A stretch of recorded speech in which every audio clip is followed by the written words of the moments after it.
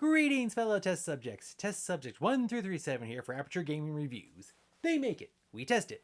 You play it. And welcome to a fast Aperture review. Now, before we get into this review itself, first we have to go over the overall score. Now, unfortunately, we here at Aperture Gaming Reviews for a fast Aperture review have to give this title a 2 out of 10. Yeah, so this episode of Afar, unfortunately, this is a game that...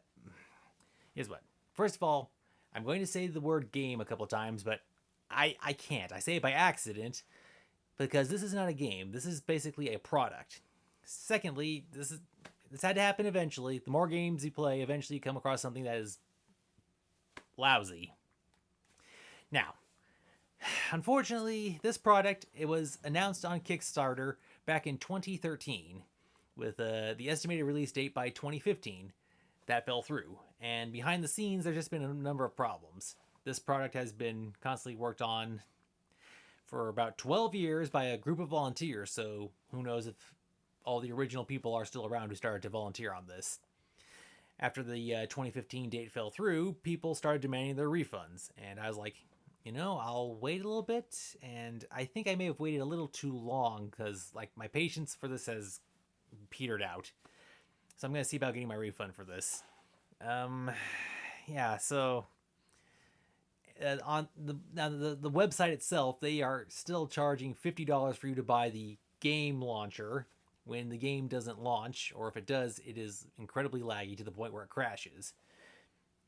And look, one of the big things was, I think a huge setback was when the lead person who was working on this project unfortunately passed away. So yeah, it is sad. I'm very sorry to hear that, but it seems that this was something that was promised to us, and they may have overpromised what they could deliver on. This was a product that I have mentioned back in my City of Heroes Homecoming review, and yeah, so I'm bad-mouthing it now, and I'm going to bad-mouth it some more in the review up ahead. So what is this horrible product that you should avoid at all costs and not give any of your money to? And if you did, see if you can get a refund? Well, let's get into the review and find out together, shall we? The name of the product is City of Titans, and it was supposed to be the reboot, sequel, or the next phase after City of Heroes. It's being developed and published by Missing Worlds Media. The product was announced as the Phoenix Project on Kickstarter a year after this game City of Heroes closed. It was trying to be the replacement, and the team was a group of volunteers trying to promise us the game would be ready by 2015, and that didn't work out. This was going to be the third-person MMORPG. Currently, you can make your hero, you get to explore the city and see a few of the basic movements and some powers, and that's it. No ability to fight villains or do missions or anything. The graphics are one of the few points this game gets. The level of detail for the character creation and the environment is amazing. The audio is just ambient noises and music that changes when you are in different locations. The product is supposed to be a multiplayer game, but it only has offline mode, and there are no DLCs. There is nothing but technical issues about this game. You cannot fight anyone, the lag is ridiculous, the product is so broken it crashed multiple times. It even caused the video recording software I was using to stop working. They focus so much on how it looks, everything else is not working.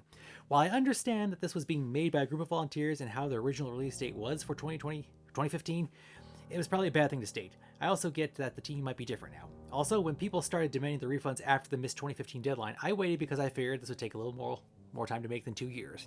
I also have sympathy for the fact that the head of the project passed away. And while these are all unfortunate circumstances, it doesn't excuse them for the product being a massive disappointment. And the fact that they want to charge $50 for a game launcher for a game that doesn't exist and is supposed to be online but is so unstable and unplayable even in offline mode, it's ridiculous. This product is a hard pass. Well, that's all the time we have for.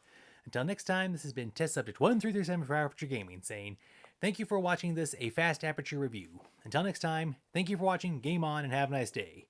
Please be sure to like, comment, share, and subscribe. Thank you very much.